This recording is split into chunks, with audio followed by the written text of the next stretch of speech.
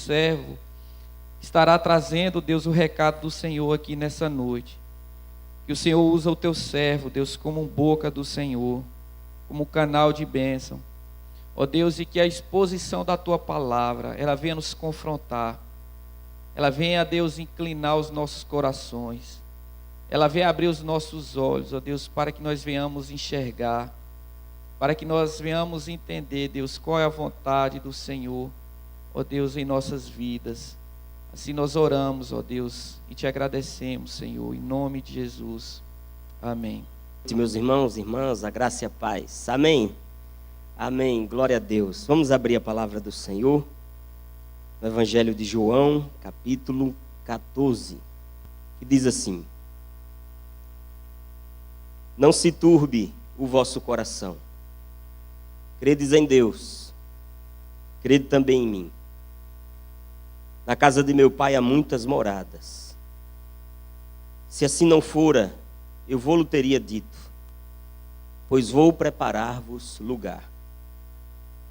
E quando eu for e vos preparar lugar, voltarei e vos receberei para mim mesmo, para que onde eu estou, estejais vós também.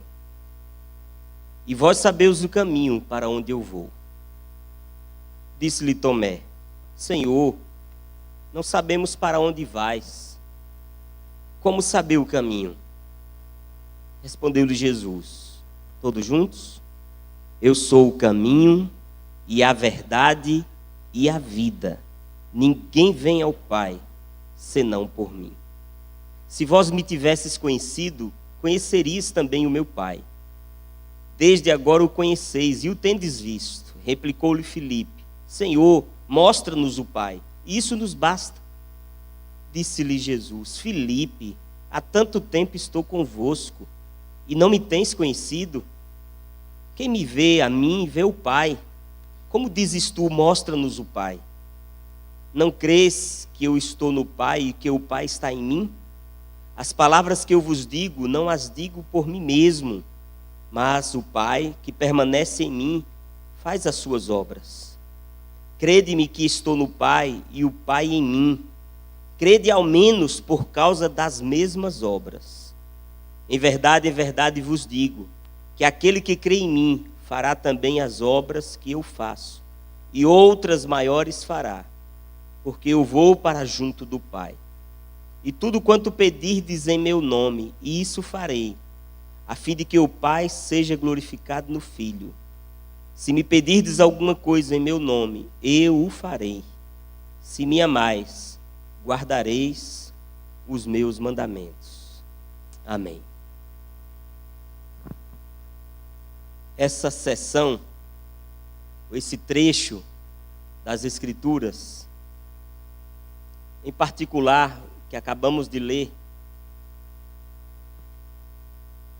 é uma sessão boa para aquelas pessoas que lutam com problemas de coração. Mas eu não me refiro aqui ao tipo de problema que pode ser tratado com uma cirurgia de ponte de safena. Eu refiro-me aqui àquele tipo de problema do coração que tira o sono, que perturba a alma, que aflige o espírito. É aquele tipo de problema do coração que mantém a mente agitada durante o dia. É aquele tipo de problema do coração que induz o estresse e que aniquila a alegria. Quando a gente olha para o texto de João capítulo 14, Jesus inicia esse diálogo, ou dar continuidade a esse diálogo, mas nesse momento da sua conversa com os discípulos, ele diz: Não se turbe o vosso coração. Os discípulos estavam com o coração perturbado. Os discípulos estavam ou ficaram estupefatos diante das últimas coisas que eles estavam acabando de ouvir. Para entender esse discurso de Jesus, ou esta fala de Jesus aqui no capítulo 14, é imprescindível que a gente entenda o contexto dessa passagem. Esse discurso de Jesus foi feito no momento da ceia, da última ceia, da Páscoa, quando Jesus está ceando com os seus discípulos. Ele fez esse discurso de João, capítulo 14. E nesse momento da ceia, ele percebe, ele compreende, ele entende, ele vê que os seus discípulos estavam perturbados. Por que estavam perturbados? Se você voltar ao capítulo 13, versículo 33, você vai ler comigo em João 13, 33, ele dizendo aos discípulos: filhinhos, ainda por um pouco estou convosco. Buscar-me-eis, e o que eu disse aos judeus também agora vos digo a vós outros: para onde eu vou, vós não podeis ir. Veja que eles estavam estupefatos com o anúncio de Jesus, de que ele estava partindo, de que eles não mais o encontrariam, de que ele seria tirado deles. Veja também no capítulo 13, versículo 21, Jesus dizendo assim: ditas estas coisas, angustiou-se Jesus em espírito e afirmou: em verdade vos digo, que um dentre vós me trairá. Um dentre vós me trairá. Nós sabemos e conhecemos este relato, que é diante dessa declaração de Jesus que Pedro protestou e declarou que ele seria leal até a morte, que todos poderiam abandoná-lo, mas ele jamais. O que provocou uma predição da parte de Cristo de que, na verdade, Pedro negaria Jesus 3 vezes antes que o galo cantasse. William Hendrickson, um comentarista bíblico, ele destaca que os discípulos tinham o coração cheio de emoções confusas. A partida de Cristo, um dentre eles trairia, o outro negaria. E todas essas situações e circunstâncias estavam deixando a alma deles abalada. Comentando esse texto que William Hendricks ainda diz: eles estavam tristes por causa da sombria expectativa da partida de Cristo. Eles estavam envergonhados pela demonstração que deram de egoísmo e orgulho, perguntando quem era o maior. Eles estavam perplexos pela previsão de que um deles trairia o mestre. Eles estavam perplexos porque outro negaria, e todos, de acordo com o relato dos evangelhos, todos acabariam por cair numa cilada por causa dele.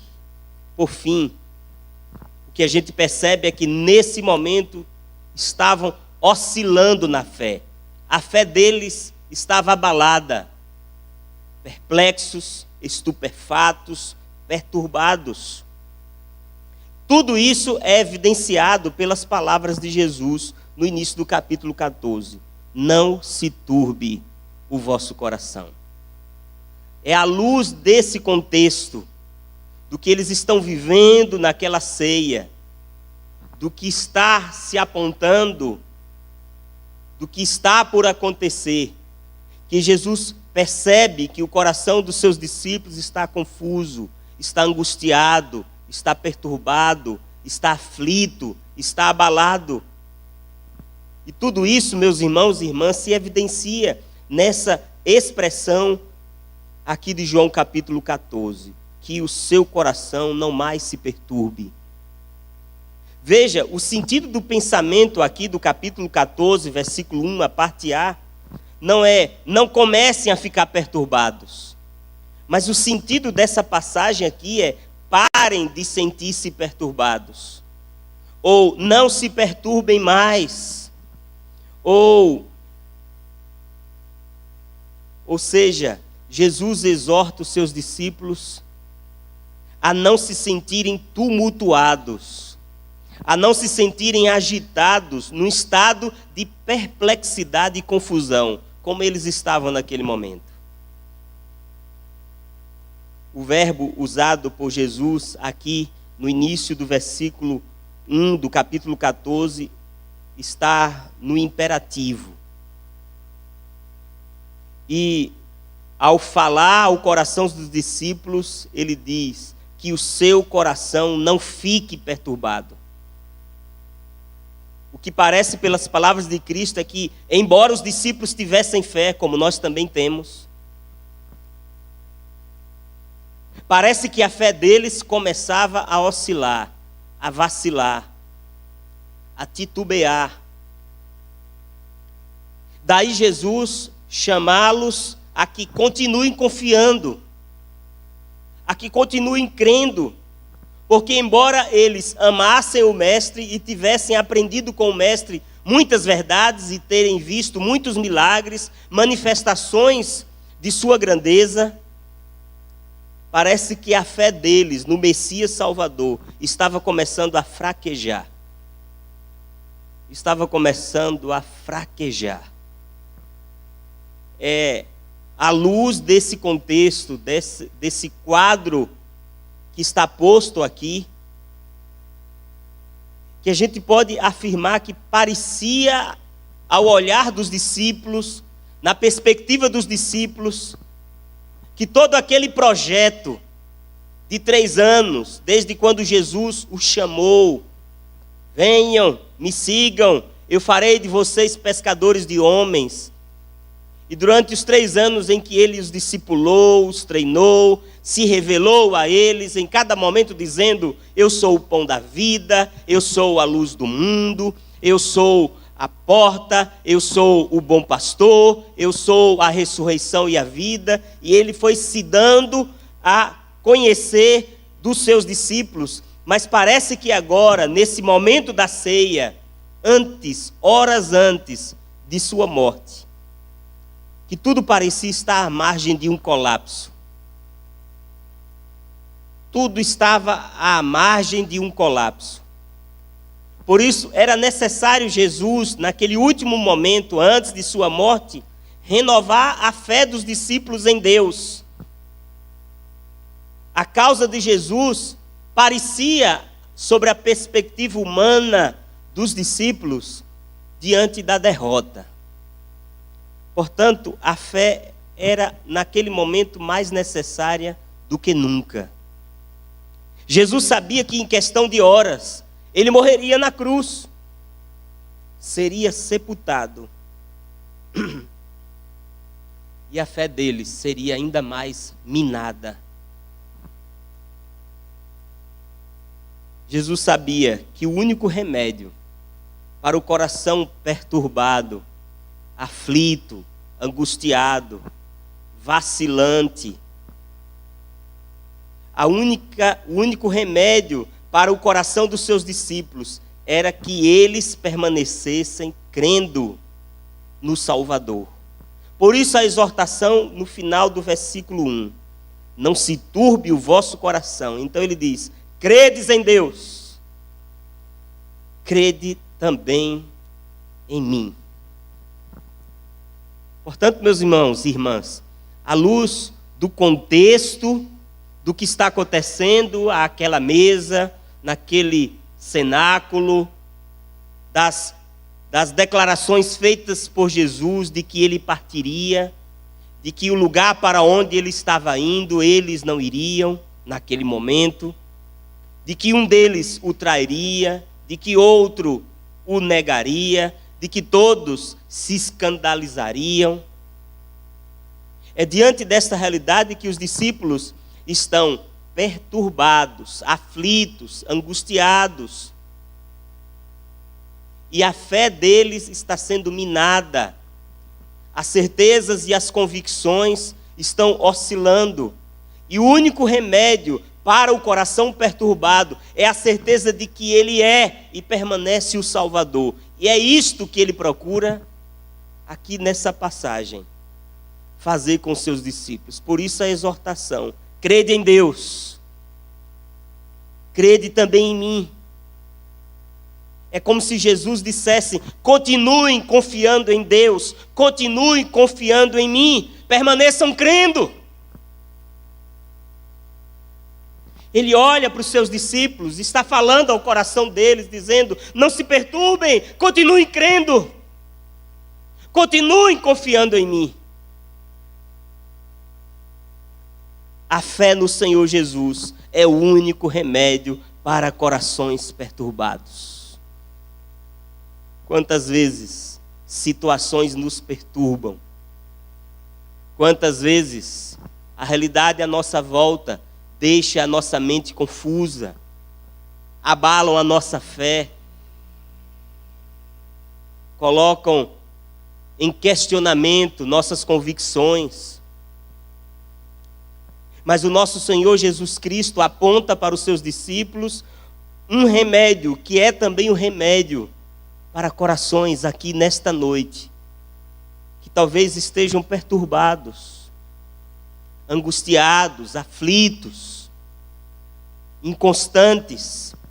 É crer mais profundamente, é descansar nele sem restrição, é apegar-se com mais firmeza, é depender completamente. Essa é a receita que o nosso Senhor Jesus prescreve aos seus discípulos. Qual é a receita? Creiam, creiam ainda mais, creiam em mim. Ei, meus irmãos e irmãs, Jesus exige de mim e de você hoje permanência. Jesus exige que eu permaneça confiando em Deus e nele mesmo, mesmo que as coisas aparentemente estejam caminhando para um fim desastroso, mesmo que as coisas, e era isto que aquele momento de ceia, ou aquelas falas, ou aquelas declarações, ou aquelas predições, o clima era sombrio, a angústia, tudo mais estava muito presente no coração dos seus discípulos, e é diante disso que ele exige: crede. Também está esse verbo no modo imperativo.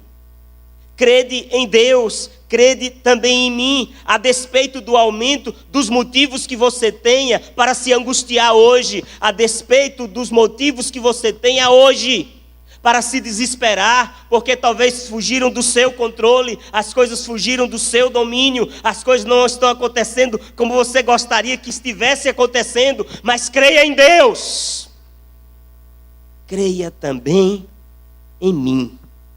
É a palavra de Cristo aos seus discípulos. Jesus pede que os seus discípulos continuem descansando em Deus com todo o seu ser. Jesus pede que os seus discípulos descansem com todo o coração, com toda a alma, com toda a força, com toda a mente. Que eles continuem centrados na fonte da salvação. Por isso, de acordo com o contexto do texto que nós lemos, Jesus está confortando os seus discípulos que se aterrorizavam com a ideia de separação. Eles estavam aterrorizados com a ideia da separação, conforme já mencionamos no versículo 33 do capítulo 13. Filhinhos, ainda por um pouco estou convosco. Buscar-me-eis, e o que disse aos judeus, também agora vos digo a vós outros: para onde eu vou, vós não podeis ir. É nesse sentido, então, que Jesus lhes assegura que a sua ida, que a sua partida, que naquele momento aterrorizava, apavorava, amedrontava, abalava a fé, as convicções. É nesse sentido, então, que Jesus lhes assegura que a sua ida tinha um propósito. Que a sua ida tinha um propósito. E ele passa a falar desse propósito no versículo 2. Na casa do meu pai há muitas moradas. Se assim não fora, eu vou-lhe teria dito, pois vou preparar-vos lugar. E quando eu for e vos preparar lugar, voltarei e vos receberei para mim mesmo, para que onde eu estou, estejais vós também. E nós encontramos aqui Jesus, então, para confortar, animar e fortalecer a fé dos seus discípulos, ele assegura aos seus discípulos que a sua ida para a casa do Pai tinha um propósito. Você consegue destacar qual é o propósito? Aqui no versículo 2 encontramos uma estimulante descrição do céu. Jesus fala do céu. Jesus fala da casa do Pai, com o propósito de confortar os seus discípulos. Jesus apresenta aqui algumas verdades sobre o céu. Deixa eu destacar rapidamente 4 verdades. Primeira, que o céu é a casa do Pai. Na casa de meu Pai. O céu é a casa do Pai. Dá para repetir comigo? O céu é a casa do Pai. E sobre esta casa do Pai, Jesus disse: vou para meu Pai e vosso Pai. Ele diz isso aqui: vou para o Pai e vosso Pai. Em poucas palavras, meus irmãos e irmãs, a casa, o céu é um lar. É um lar. É o lar de Cristo e o lar dos seus seguidores. E Jesus diz estas verdades com o propósito de acalmar o coração dos seus discípulos. Primeiro, de que o céu é a casa do Pai. Mas segundo, que o céu é um lugar de moradas eternas e permanentes. O céu é um lugar de moradas eternas e permanentes. Ele vai dizer nesse texto sobre a eternidade. Na casa do meu Pai, ou seja, o céu é a casa do Pai, há muitas moradas. No céu nós estaremos, meus irmãos e irmãs, acomodados para sempre. No céu, lá nós estaremos e de lá nunca mais sairemos. Estaremos eternamente com o Senhor. Há um texto de Hebreus, capítulo 13, versículo 14, em que o autor aos Hebreus, ele escreve aqui do capítulo 13, versículo 14, dizendo assim: na verdade, não temos aqui cidade permanente, mas buscamos a que há de vir. Não temos aqui cidade permanente. Essa cidade, esse lugar onde nós estamos não é permanente, não é eterno, mas nós buscamos a que há de vir. O céu é um lugar de morada. Jesus diz: na casa de meu Pai há muitas moradas. Isso nos ensina uma terceira verdade sobre o céu, de que o céu não é apenas o lugar de eternas e permanentes moradas, mas de muitas moradas. E o que é que isso nos ensina? De que lá haverá lugar para todos os que creram. Haverá lugar para todos os que creram. O mais frágil filho de Deus não precisa temer de que lá não haja lugar para ele no céu. Lá há muitas moradas. Ninguém será deixado de fora, louvado seja o nome do Senhor, exceto os incrédulos e impenitentes. Mas todos aqueles que creram, há um lugar na casa do Pai, para mim e para você. Mas em quarto lugar, rapidamente destacando nesses versículos 2 e 3, o que Jesus fala sobre o céu, é que o céu é um lugar onde o próprio Cristo estará para sempre conosco. É um lugar onde o próprio Cristo estará presente, para que onde eu estou, estejais vós também. É a declaração de Jesus aos seus discípulos. O nosso Redentor, nosso irmão mais velho, nosso Salvador, que nos amou até o fim, que se entregou por nós, Ele estará conosco lá para sempre. O céu é a casa do Pai. O céu é um lugar de moradas eternas e permanentes. O céu é um lugar de muitas moradas. o céu é o lugar onde o próprio Cristo estará conosco para sempre. E você crê nisso? Por isso a primeira mensagem de consolo de Jesus aos seus discípulos é esta: eu vou preparar-vos lugar. O céu é um lugar preparado para um povo especial, para um povo que creu, para um povo que confiou, para um povo que perseverou. O lugar que Cristo mesmo preparou para os verdadeiros crentes. E aqui, quando eu falo os verdadeiros crentes, eu não estou falando de evangélicos, eu estou falando de gente que creu. Para a gente não misturar as coisas e falar dos crentes. Não, nós estamos falando dos crentes. Nós estamos falando dos crentes, entendeu? Acho que dá para entender. De gente que creu, que confiou a vida a Cristo, que se rendeu ao Senhor. Essa é a primeira mensagem de consolo que nós encontramos aqui a pessoas que estão com o coração turbado, aflito, angustiado, à luz do contexto, de coisas que parecem estar fugindo do propósito, do controle, em que nos sentimos turbados, perturbados, angustiados, aflitos. Jesus diz: não se turbe o vosso coração, crede em Deus, crede também em mim.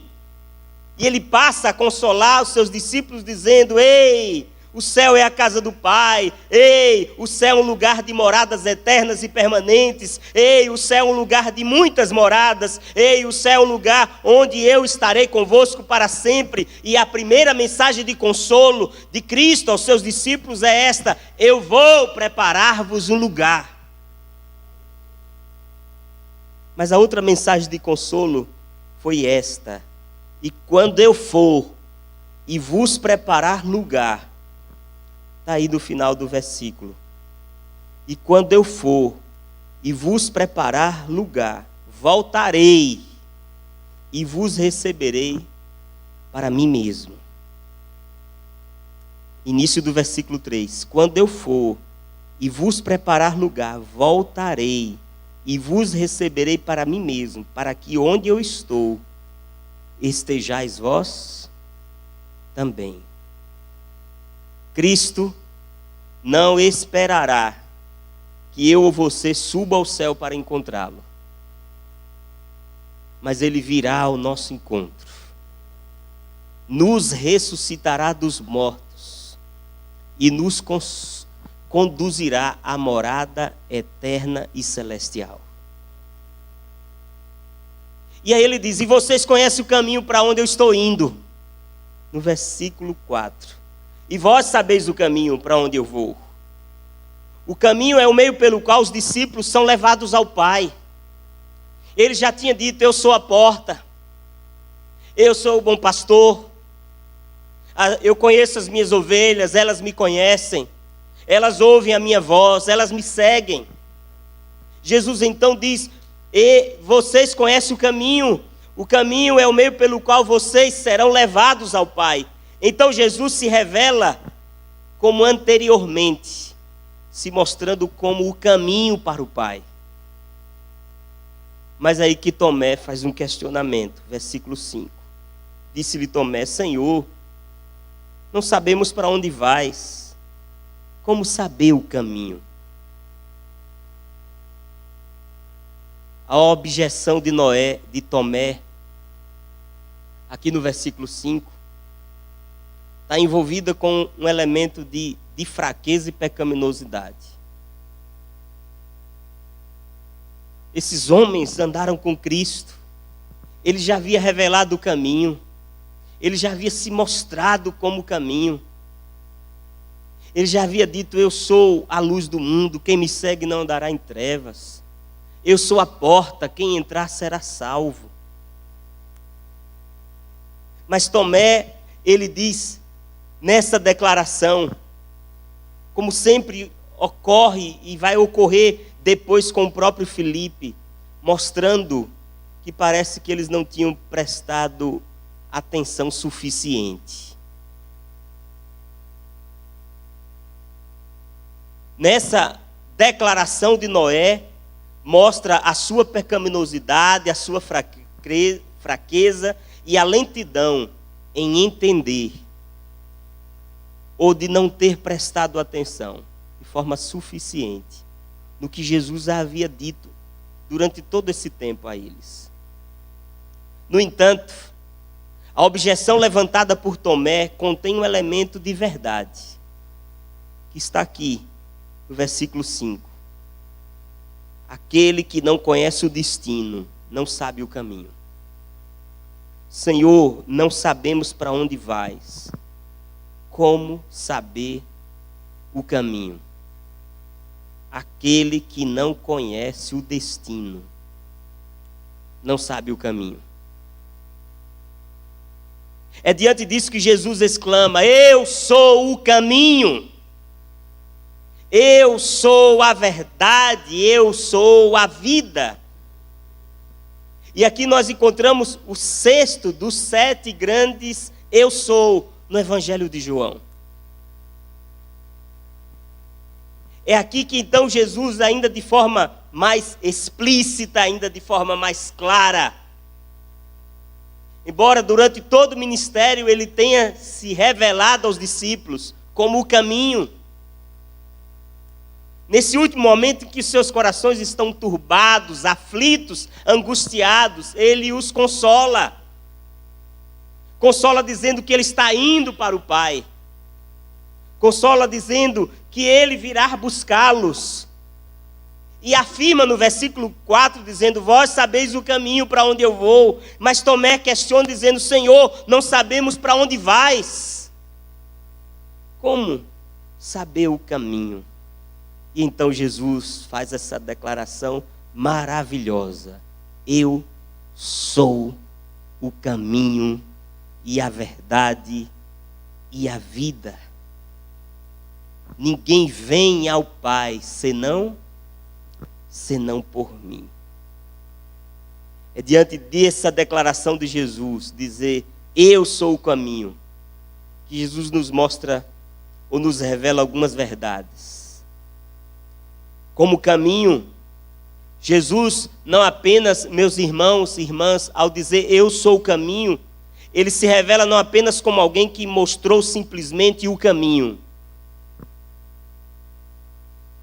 Ele mesmo é o caminho.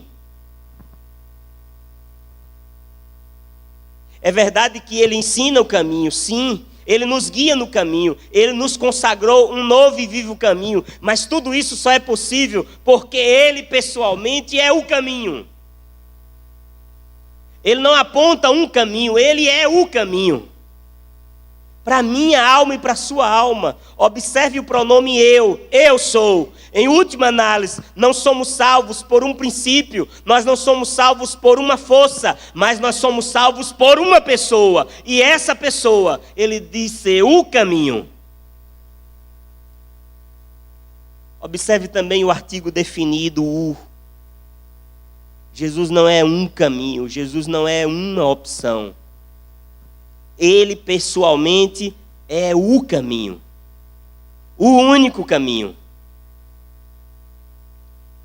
E assim ele se revela aos discípulos mais uma vez. E este caminho, ele tem 2 formas. Primeiro, ele é o caminho de Deus para o homem. Todas as bênçãos divinas descem do Pai através dele. Jesus é o caminho de Deus para o homem. Mas Jesus também é o caminho do homem para Deus. E é esta a ênfase que ele está dando aqui nesse texto, que ele é o caminho do homem para Deus. Ele é o único caminho, e esta é a ênfase que Jesus diz. Ele é o caminho para o céu se chama Jesus. Ele mesmo é a porta, ele mesmo é a escada, ele é o caminho pelo qual o homem e uma mulher, um jovem, um servo e uma serva, pode se achegar a Deus. Não há outro caminho. Através do que Cristo fez na cruz, o Senhor abriu o caminho à árvore da vida. Quando Adão e Eva caíram, pecaram e foram expulsos do jardim, esse caminho foi fechado. Mas agora, através de Cristo, esse caminho, a árvore da vida, é aberto. Caminho que havia sido fechado quando Adão e Eva caíram em pecado, por intermédio do sangue de Cristo. Agora nós podemos ter acesso à presença de Deus e nos aproximar do Senhor com confiança eterna.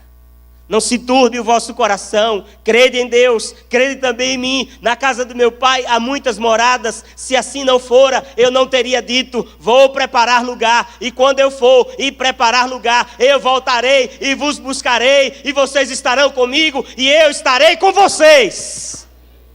E vocês sabem o caminho. Qual o caminho, Senhor? Eu sou o caminho, a verdade e a vida, disse o Senhor aos seus discípulos. Ele é o caminho. Mas ele diz ainda no versículo 6, eu sou a verdade. Jesus é a própria encarnação da verdade. Ele é a verdade em pessoa. Jesus é a verdade porque ele é a fonte fidedigna da revelação divina, da revelação redentora. Jesus é a verdade.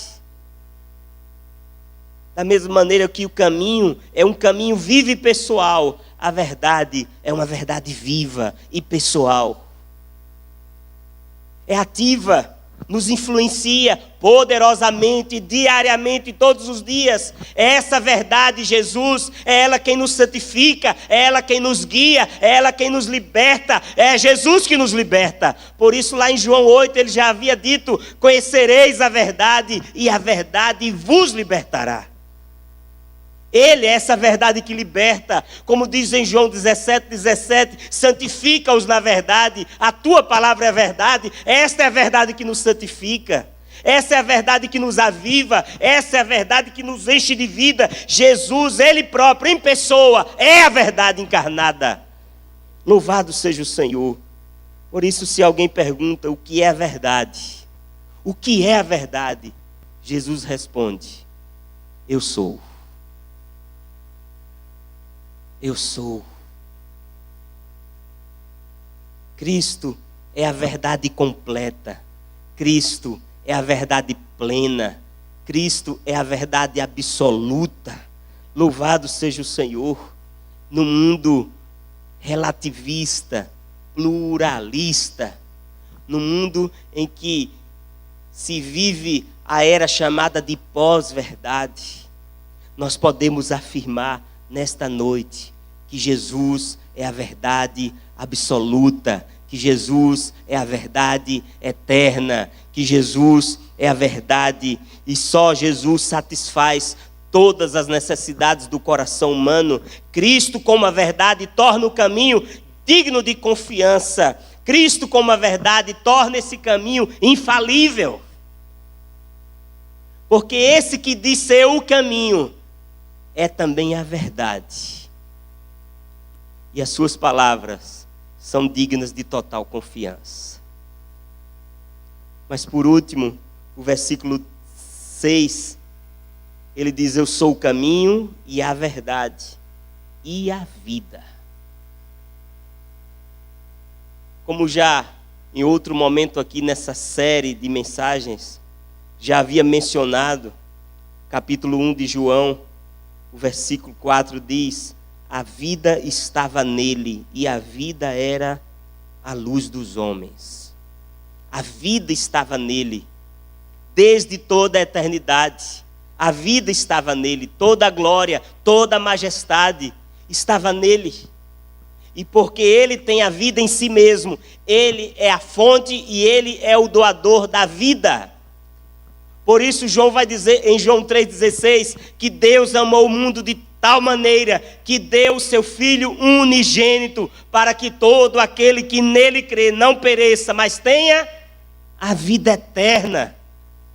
Porque ele é a vida, nele estava a vida, ele é a fonte, ele é o doador da vida, ele é o pão da vida, ele é a luz da vida, ele é a porta que conduz à vida, para que todos tenham vida e tenham em abundância. Louvado seja Jesus. Aquele que crê em Jesus tem a vida eterna. Aquele que crê em Jesus, ainda que morra, viverá. Aleluia. Jesus é a fonte de toda a vida. Louvado seja o Senhor, tanto da nossa alma, como do nosso corpo. Sem Cristo, não pode haver nenhuma verdade redentora, libertadora. Sem Cristo não pode haver vida eterna, portanto, nenhum caminho para o Pai. Por fim, meus irmãos e irmãs, para concluir esta reflexão de hoje, nós não vamos fazer toda a exposição dos versículos que nós lemos, mas nós devemos observar no final do versículo 6. Eu já convido o pessoal do louvor para se aproximar. Por fim, nós devemos observar que o Senhor Jesus afirmou que Ele é o único caminho de salvação. E então Ele aponta o destino. Ele diz assim: ninguém vem ao Pai senão por mim. Porque o questionamento de Tomé era esse: não sabemos para onde vais, como saber o caminho? E ele vai dizer: eu sou o caminho, a verdade e a vida, ninguém vem ao Pai senão por mim. Mas é diante disso que ele vai então dizer: se vós me tivesses conhecido, versículo 7, conhecerias também meu Pai, desde agora o conheceis e o tendes visto. Então Filipe replica dizendo: Senhor, mostra-nos o Pai, isso nos basta. Então Jesus faz com Filipe, que está cometendo o mesmo erro de Tomé, diz a Filipe: Filipe, há tanto tempo estou convosco e não me tens conhecido. Quem me vê a mim, Filipe, vê o Pai. Como dizes tu, mostra-nos o Pai. Eu e o Pai somos um, Filipe. Até aqui Jesus vem se revelando como Deus. Até aqui Jesus vem se revelando como um com o Pai. E Ele se mostra como o caminho que pode levar a mim e a você a Deus. Pode levar a mim e a você ao Pai. É por isso que aqui no Evangelho de João, falando da vida, nós encontraremos no capítulo 20 de João,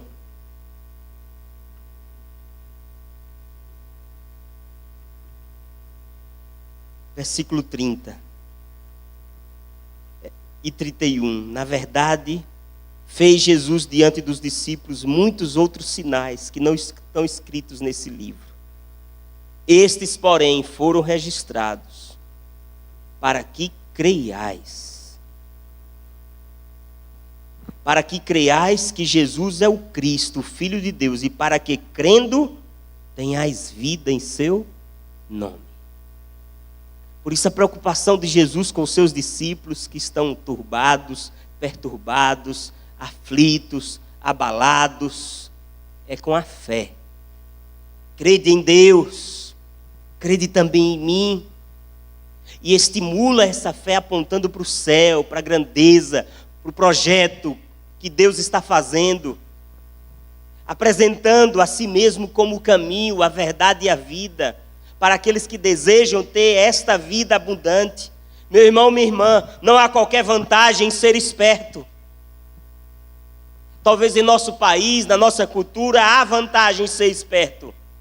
Não há qualquer vantagem em ser erudito, ou superdotado, ou amável, ou caridoso, ou benigno, ou zeloso. Em qualquer forma de religião, não há qualquer vantagem. Nenhuma dessas coisas salvará a alma de ninguém. Suas obras, suas boas obras, sua justiça própria, sua religiosidade, o estar aqui nesta noite, o vir aqui todos os domingos, nada destas coisas pode salvar sua alma, se você não se achegar a Deus por intermédio de Cristo. Por intermédio de Cristo. Porque só há uma porta, só há um acesso, só há uma escada entre a terra e o céu. Quem entrar por essa porta, a Bíblia diz, será salvo. Mas aqueles que se recusam a adentrá-la, a Bíblia não oferece qualquer esperança. Então o Senhor Jesus disse, e por ser verdade, por ser a verdade, permanecerá fiel à sua palavra. Jesus é o caminho e a verdade. E por ser a verdade, ele diz assim: ninguém vem ao Pai, senão por mim.